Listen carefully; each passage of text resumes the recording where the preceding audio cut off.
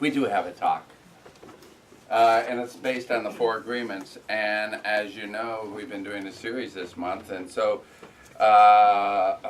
Reverend Jeannie Phillips did the first one, be impeccable with your word. And then I did last week is don't take anything personally. And then this week is don't make assumptions.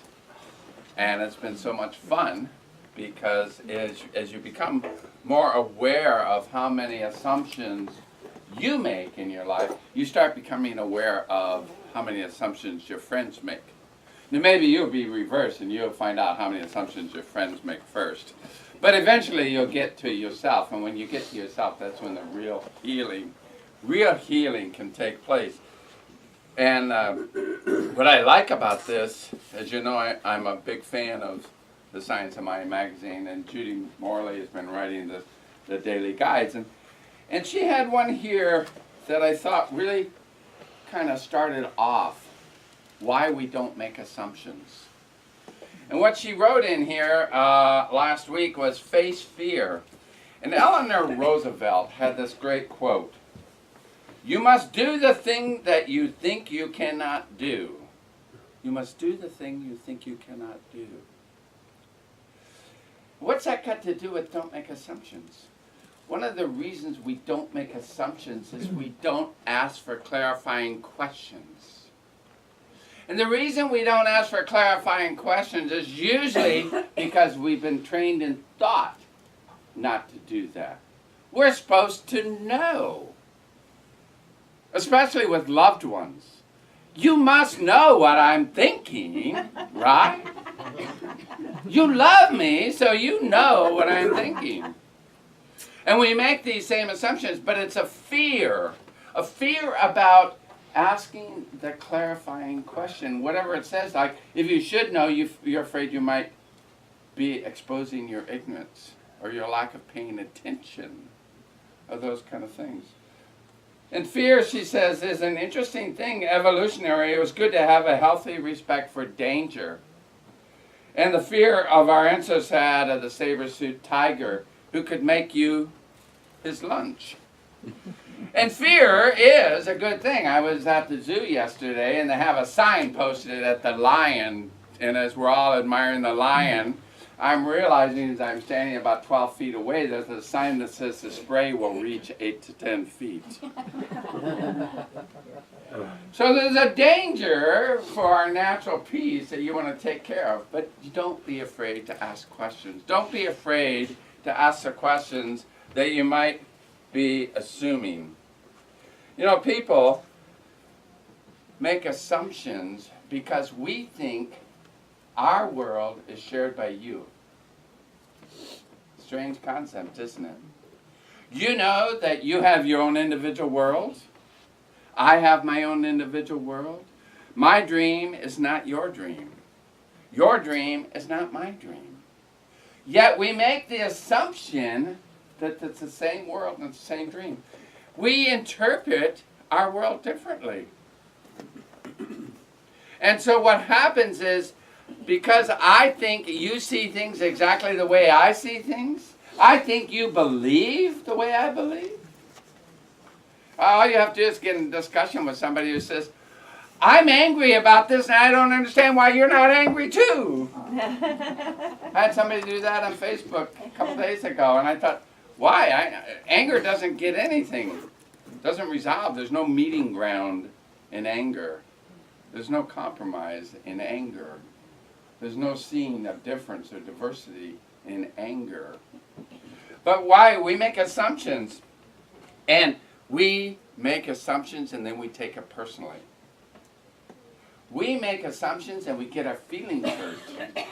You know, there's a story in here that Don Miguel talks about in the book. He says, you'll see somebody in a shopping mall, for instance, and they will smile at you. And you like it. And you like it so much, you can do a couple of things. You can start to build a relationship that you're going to start dating this person. You can start having thoughts of spending the night with them. You can start talking about building a relationship, all based on that smile and what draws you in, and you start connecting and making this dream. But what happens if that person smiles at you, you know them a little bit, and they turn and walk away? You make assumptions. You make assumptions that either they don't like you. You never assume that they might not even have seen you and they might have just been smiling. And they might have just been smiling and then they've got something on their mind. They are targeted going down that way. We make assumptions. We make assumptions about body language. I love that one because I hear it from people. They say, well, I know you didn't say that, but your body language said this. You don't have a clue what that body language means. You may be right in your assumption, and you may be terribly wrong. The thing is, you base your assumptions like it's true. You get your feelings hurt. You suffer. All because you made an assumption you don't ask. All we have to do is ask. And yet we're trained from an early age not to make assumptions. When I first got out of college, I ended up being an accounting major. It took me 5 years to do that in about 5 different majors. I enjoyed going to school. But I ended up working for a CPA firm in San Francisco, and they sent, at those years they called us juniors, anybody under 1 year, and they sent us all back to Chicago for a training session. And as a young auditor, the first thing they did is train us not to assume. Because when you're auditing, you cannot assume. And so the instructor wrote on the board, do you know what assume spells? How to spell it? A-S-S-U-M-E. When you assume, it makes an ass out of you and me. If you remember that, when you assume, remember that spelling. Because quite often it's true. It's absolutely true that because we make these assumptions, you have to ask the clarifying question. You have to not be afraid. And we have all these emotional responses. It happens particularly with loved ones. I said this a little while ago about relationships. When we're in relationship, we are so connected. We have all these beautiful, intimate moments. And we've shared our life with them. We poured out our hearts. So surely they must understand how we feel. And yet, this is where we run into the most difficulty in relationships.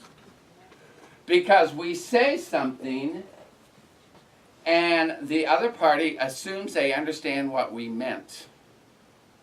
Or we hear them respond, and we assume we know what it is. It might be as simple as, I like to think of if you get a type A couple and a type B couple together, but if you know what I mean by that, a type A usually runs by time. It has so many projects that get done. A type B runs by projects, doesn't care about time. You put this in a relationship and you have too much fun. You've got somebody who's counting the hours, and if they said, I'll meet you around 9 o'clock, they mean they'll meet you there at 9 o'clock. And you, if you're project oriented, you might show up at 9:30. Because you assume what it means. So you have to ask for these clarifying questions. We get people really upset. They get emotionally involved. And we pretend we know how other people think in our relationships. What we don't understand is as we're growing and we have all these changes going on within them, they're doing the same thing. They're growing and they're changing. So don't assume that what they told you they liked 5 years ago is still what they like today.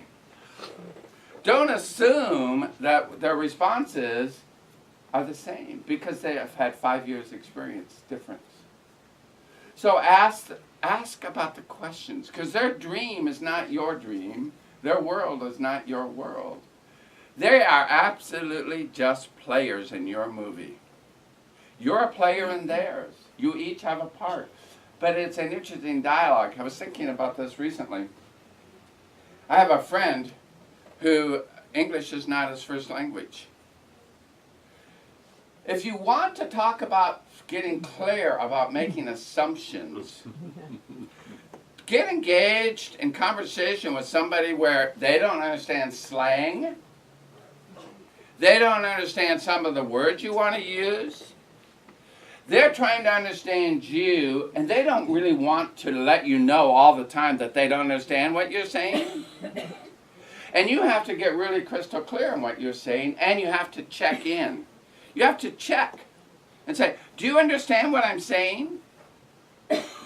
This is really good because it gets rid of a lot of the assumptions you make. You can't assume that people know what you're talking about. You can't assume that they know what you're referring to. You get clearer on your own thinking. You get impeccable with your word. You don't take it personally, and you don't assume. These 4 agreements are so important, I think, in a way we can live our life. And we can live our life in a way that is just so much richer, and it's about thriving and being alive and expanding and being responsible for our own selves without worrying and being responsible for somebody else. How they act, how they behave, it's all up to them. You don't have to save them. You don't have to change them. How many of you have ever been in a relationship where they weren't exactly the way you wanted them, but you were sure that with your love, they were going to change? If they loved you as much as you loved them, they would change. I was in a relationship like that. It took me 4 years to realize that that wasn't their deal. They never agreed to it. I made the assumption. They did not change. So if you're in a relationship, and if it's a big deal to you, because some of us, we're not so attached to it, and some of us are attached to it. You should figure out which one you are. But if you're attached to people being a certain way, then what you ought to do is select your friends and your partners that are like that, because they're not going to change. Nobody ever changed because of your love. Do you really believe they ever changed because of your love? I don't think they do. They'll change because they want to change. That's where the change begins, because they want to change. Your love may be great inspiration, but they're changing because they want to change. Your love isn't going to make anybody change. When you think about that, know that you can love people just the way they are and just the way they are not. And both are important. And it's up to you to decide how you're going to do all that. I liked what she also had to say in here about breaking free. Franklin D. Roosevelt, the other team member of the Eleanor. Men are not prisoners of faith, but only prisoners of their own minds. That's what gets us into trouble when we make assumptions. It's that we become prisoners of our own mind because we see life through our own filters. We don't really see life independent of those filters. They're there. They're imprinted. They cloud our vision. What I liked about this and why I thought about why I wanted to use this particular story out of here is that she refers to Franklin D. Roosevelt, who had this astounding, promising career in politics. He was married, and he came from wealth. He married into wealth. Eleanor was Teddy Roosevelt's niece or granddaughter or something like that. And he was the Assistant Secretary of the Navy. And then something happened, polio. Now, for those of you who remember, polio was a life-threatening illness in those times. They had things they called iron lungs that they put people in to help them breathe. They had different things. I had a college roommate who had polio as a child who had a withered arm. It's really important. You could make the assumption that life dealt you a bad hand. You can make the assumption that if you got polio when you were Franklin D. Roosevelt, that your life was over. That you were no longer going to enter politics. You were no longer going to do anything else. What Franklin D. Roosevelt did is he didn't believe it. He believed he was going to walk again. People told him he would not. He said, I will. He went through painful exercises. He walked with braces. And many of you remember maybe seeing film clips of his fireside chats. He always was sitting behind a desk because he was sitting in a wheelchair. But he never presented himself that way because that wasn't his own image of himself. He not only re-entered politics, he was the longest serving president in the United States. He did 4 terms. So, what do you assume about what life gives you that you can't overcome by changing your thinking? Ernest Holmes said, change your life, change your thinking, change your life. It's what we assume. We become prisoners in our own mind by our own thought process. Think of Stephen Hawking. There was just a movie out on Stephen Hawking, right? When he was this young man, had a beautiful relationship, a brilliant mind, and he had diagnosis, I'm going to say, MLS. And he didn't let that stop him. Matter of fact, I think he interviewed for the film, he said he doesn't think of himself this way. But he made all these great discoveries, and he did all this great research. He did it in his mind. He created a voice synthesizer for a computer. The man did not stop and give up and assume his life was over. So whatever you get, compare yourself to a couple of people like that, and you can see how you are a prisoner in your own mind. You can free yourself by just stopping making assumptions. So it's not just we assume what other people are saying that hurts us. We assume things about our life which really stops us from living the life that we really could. And then the last thing is have hope. Always have hope. I love that because, a lot of us in religious science, we say you pray and you have faith and the hope diminishes. But I think when you hold out hope, it really anchors faith because you know there's something more than what you see in front of you. You know that there's a brighter tomorrow. You just step into it. You allow yourself to open up to the infinite possibilities that it's there and what can come your way.